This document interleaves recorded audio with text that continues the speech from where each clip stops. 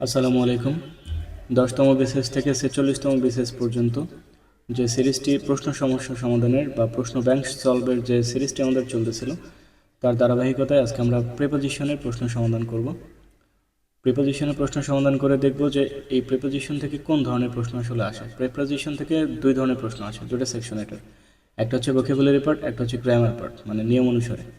So আজকে আমরা যেটা শিখবো সেটা হচ্ছে নিয়ম অনুসারে বা অর্থ অনুসারে যেটা সেটা। ভোকাবুলারি পার্টের যে অ্যাপ্রোপ্রিয়েট প্রিপোজিশন আছে সেটা ভোকাবুলারি সেকশন সমাধান করার সময় আমরা সমাধান করব। ওকে।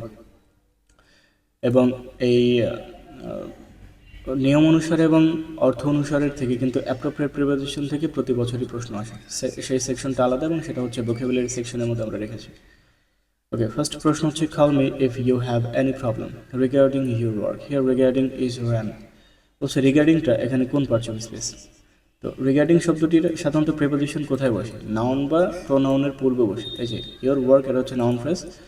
সাধারণত প্রিপোজিশনের কাজ হচ্ছে নাউন বা প্রোনাউনের পূর্বে বসে এই নাউন বা প্রোনাউনের সাথে অন্য ওয়ার্ডের যে কোনো একটা ওয়ার্ড হতে পারে তার সাথে একটা সম্পর্ক স্থাপন করবে, ওয়ার্ডে একটা কানেকশন করবে। তো এখানে ইয়োর ওয়ার্কের সাথে প্রবলেমের একটা কানেকশন করেছে রিগার্ডিং, এবং এর অর্থ হচ্ছে অ্যাবাউট, সংক্রান্ত বা সম্পর্কে। ঠিক আছে, call me if you have any problem regarding your work. বলছে যে আমাকে তুমি ডেকো যদি তোমার কাজ সংক্রান্ত কোনো সমস্যা থাকে। তো এখানে কাজ সংক্রান্ত সমস্যা এর সাথে হচ্ছে রিগার্ডিং শব্দটি একটা সম্পর্ক স্থাপন করেছে। এটা যেহেতু প্রেপোজিশনের কাজ, তাই রিগার্ডিং হচ্ছে প্রেপোজিশন। এরকম আরও বেশ কিছু শব্দ আছে যেগুলো দেখতে জেরান্ডের মতো, আসলে প্রেপোজিশনের কাজ করে। এরকম বেরিং আছে, অ্যাকসেপ্টিং আছে, ইনক্লুডিং আছে, এক্সক্লুডিং আছে, সেভিং আছে, টাচিং আছে, এরকম আরও বেশ কিছু ওয়ার্ড আছে। ওকে, এবার দেখি সেকেন্ড কোশ্চেন কোনটা। এখানে অ্যানালিসিস করা আছে, একটু দেখে নেবেন পজ করে। সেকেন্ড কোশ্চেনকে একটু দেখে নিই আমরা। সো প্রেপোজিশনের কথা যেহেতু বলছে যে 2 নম্বর কথাটা হচ্ছে in which sentence is the word past use as a preposition, মানে নিচের 4টা বাক্যের মধ্যে পাস্ট আছে, কোন বাক্যে পাস্ট প্রেপোজিশন হিসেবে ব্যবহৃত হয়েছে। তো আমাদের আগে বুঝতে হবে যে প্রেপোজিশনের কাজটা কি। সাধারণত প্রেপোজিশনের কাজ যেটা আগে বললাম যে নাউনের বা নাউন প্রোনাউনের আগে বসবে এবং ওই নাউন বা প্রোনাউনের সাথে অন্য একটা ওয়ার্ডের কানেকশন করবে। তো ফার্স্ট আমাদের দেখতে হবে যে কোন সেন্টেন্সে পাস্টের পরে নাউন বা নাউন ফ্রেজ অথবা প্রোনাউন আছে। সো এখানে পাস্ট হচ্ছে শেষে, এখানে নাই কিছু, এটা হবে না। পাস্ট এটার পরে উইদাউট প্রেপোজিশন আছে, এটাও হবে না। পাস্ট এটা আছে শেষে, এটাও হবে না। পাস্ট এরপরে নাউন ফ্রেজ আছে, তার মানে এটা হবে আনসার। এই নাউন ফ্রেজের আগে যেহেতু পাস্ট ব্যবহৃত হয়েছে, এটা হচ্ছে প্রেপোজিশন। ওকে, এরপরের সেন্টেন্সটাকে একটু দেখি। নাম্বার 3তে বলা হয়েছে there was a small reception following the wedding. এখানে wedding, the word following in the sentence above is a or m, মানে এখানে ফলোয়িং শব্দটা হচ্ছে কোন পার্ট অফ স্পেস। 39তম বিসিএসে এসেছিল, 46তম বিসিএসেও এসেছিল, দুইটা প্রশ্নই এই ফলোয়িং থেকে এসেছে। সো আবারও সেম কথাটাই বলবো যে সাধারণত প্রেপোজিশন বসে নাউন বা নাউন ফ্রেজের পূর্বে। এই যে দ্য ওয়েডিং, এটা হচ্ছে একটা নাউন ফ্রেজ, এর আগে বসেছে, এটা হচ্ছে একটা প্রেপোজিশন। এখানেও দ্য ইনসিডেন্ট, এটা একটা নাউন ফ্রেজ, এর আগে বসেছে, তার মানে এটা হচ্ছে একটা প্রেপোজিশন।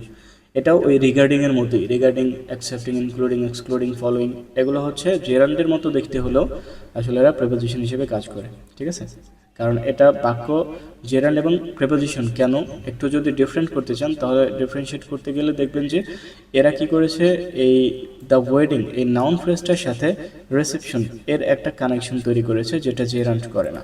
ঠিক আছে, কনফিউশন থাকলে দুটি প্রশ্ন, জেরান্ডের প্রশ্ন এবং প্রেপোজিশনের এই 3-4টা প্রশ্ন সামনে নিয়ে দুটোকে অ্যানালিসিস করলে আপনারা বুঝতে পারবেন। ওকে, এরপরে প্রশ্নটি হচ্ছে 3-4 তো সেম প্রশ্ন এসেছে। Among is a preposition that is used when people are involved. 38তম বিসিএস এসেছে। ওকে, বলছে যে এমন হচ্ছে এমন একটা প্রেপোজিশন যেটা ব্যবহৃত হয় when dash people are involved, মানে when two people are involved, more than two people are involved, two or more than people, more than two, for only। তো সাধারণত আমরা জানি বিটুইন হচ্ছে দুইজন ব্যক্তি বা বস্তুর জন্য, এমন হচ্ছে দুইয়ের অধিক, তাহলে মোর দ্যান টু, এটা হচ্ছে আনসার। একদম বেসিক নিয়ম এগুলো। In which sentence like is used as a preposition, বলছে যে নিচের কোন সেন্টেন্সটাতে লাইক হচ্ছে প্রেপোজিশন হিসেবে ব্যবহৃত হয়েছে সেটার কথা বলা হয়েছে। তো আবারও ওই সেম কথা, নাউন বা নাউন ফ্রেজ থাকবে। এই যে লাইক এবং এরপরে আ ক্যাট, নাউন ফ্রেজ আছে। সো যেহেতু লাইক শব্দটি পরে নাউন ফ্রেজ আছে, তার মানে এই নাউন ফ্রেজ বা নাউন অথবা প্রোনাউনের আগে যেটা বলবে সেটা সাধারণত কি, সেটা সাধারণত হচ্ছে প্রেপোজিশন। ওকে, তাহলে যেহেতু লাইকের পরে নাউন ফ্রেজ আছে, এটা হচ্ছে প্রেপোজিশন। এই যে লাইকের পরে আছে টু, এটা প্রেপোজিশন না। এই যে লাইকের পরে হিজ ফাদার আছে বাট ডাস, এই যে লাইকের পরে এটা একটা কি আছে, একটা ক্লোজ আছে, ক্লোজ থাকতে পারবে না। নাউন, প্রোনাউন, নন ফ্রেজ এই টাইপের ফ্রেজ থাকতে পারবে, কিন্তু ক্লোজ থাকতে পারবে না। যেহেতু ভার্ব আছে তার মানে এটা ক্লোজ হয়ে গেছে, তাহলে আর এটা প্রিপোজিশন হিসেবে কাজ করবে না। এরপরে লাইক মাইন্ডেড পিপল, এটাও হচ্ছে তোমার নাউন ফ্রেজের পরে নাই, যেহেতু এরপর একটা ক্লোজ আছে, যে আর নেসেসারি ফর আ কোঅপারেটিভ, একদম টোটাল একটা সেন্টেন্স আছে। এটা একটা অ্যাডভার্ব হিসেবে কাজ করতে পারে, এবং এটা কনজাংশন হিসেবে কাজ করতে পারে, এটা ভার্ব হিসেবে কাজ করতে পারে, এবং এটা হচ্ছে অ্যাডজেক্টিভ হিসেবে কাজ করতে পারে বাকি। ওকে, এরপরে প্রশ্নটি হচ্ছে fill in the blank. She went to new market, বলছে যে সে নিউ মার্কেট গেল, এটা ছিল 43তম বিসিএসে। দে ট্রাভেল টু সাবার, তারা হচ্ছে সাবার ট্রাভেল করবে। তো বলছে যে এখানে এখানে একটা গ্যাপ রেখে দেওয়া হয়েছে, গ্যাপ যে এখানে কি বসবে আসলে, এখানে গ্যাপ রেখে দেওয়া হয়েছে যে এখানে আসলে কি বসবে। ওকে, তো এখানে বলছে যে অন ফুট নাকি অন ফিট নাকি বাই ফুট নাকি বাই ওয়াকিং। যদি হেঁটে যায় কোনো জায়গায়, হেঁটে যাওয়ার ক্ষেত্রে অন ফুট ব্যবহৃত হয়, এখানে অন ফিট হবে না, বাই ফুট হবে না, বাই ওয়াকিংও হবে না। Okay, Rizvi requested Rini dash telephone. Okay, তো এখানে বলছে যে টেলিফোন যদি হচ্ছে দা থাকে তাহলে সাধারণত বাই হয়, আর যদি দা না থাকে তাহলে সাধারণত কী হয়, ওভার হয়। সো যেহেতু এখানে দা নেই, তাই এখানে কি ওভার টেলিফোন। আচ্ছা, এরপরে হচ্ছে তিন টেম এবং অন টেমের ব্যবহার।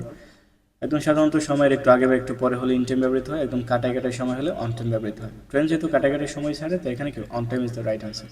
ওকে, এরপরে he divided the money dash the two children, সাধারণত দুইয়ের মধ্যে বোঝাতে বিটুইন ব্যবহৃত হয়, এটা আমরা আগেও একটা প্রশ্ন সলভ করার সময় দেখেছিলাম।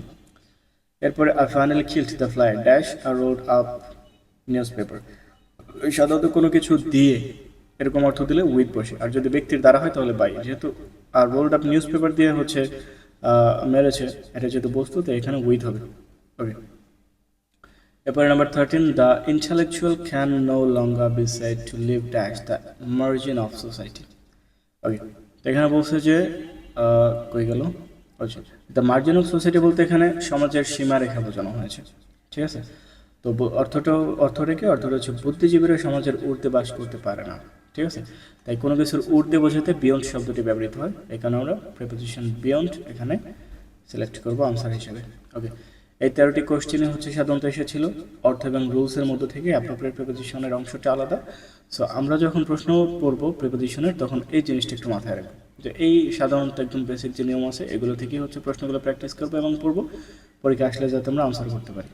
ওকে, নেক্সটে অন্য কোনো টপিক নিয়ে আবার দেখা হবে। টিল দেন সবাই ভালো থাকুন, সুস্থ থাকুন। আসসালামু আলাইকুম।